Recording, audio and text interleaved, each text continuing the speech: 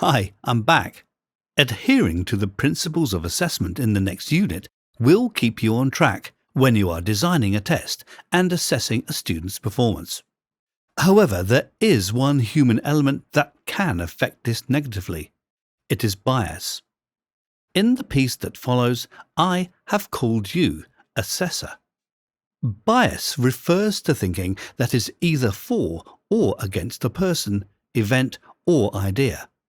It can sometimes distort some assessors' thinking, understanding, and judgment, and can affect the reliability of an assessment. An example of this is where an assessor allows himself, herself to be swayed unwittingly by student characteristics or traits that have little to do with the assessment element, instead of sticking resolutely to indicators of performance behavior. Such a characteristic or trait could be, for example, friendliness. That is, the content and tone of the assessment feedback could differ depending on how well the assessor gets on with the student.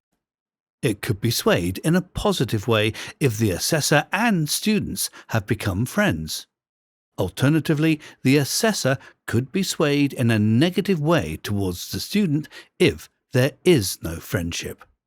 A competent assessor is always aware of bias and how it can undermine good assessment judgment. Other examples of bias are 1. Reacting to things we hear which have nothing to do with performance, e.g., the student's behavior when out of school. 2. The halo effect.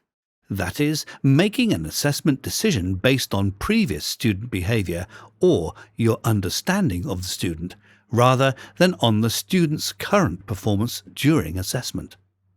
3. The compare-contrast effect. That is, comparing students against each other. 4. Stereotyping.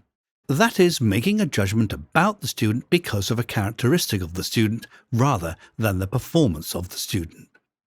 5. Trait assessment. That is, paying too much attention to characteristics or work methods that are like yours and you admire this in the student, e.g., flexibility, sincerity, friendliness, life and soul of the party, sense of humour. 6.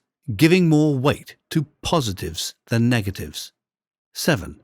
Having unrealistic expectations for other learning areas if a student performs exceptionally well in one area of assessment.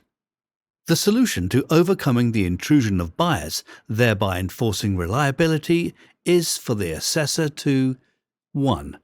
Question his or her own values regularly. 2. Base judgment on actual performance against the predefined criteria. 3. Keep records of student performance and refrain from relying on memory.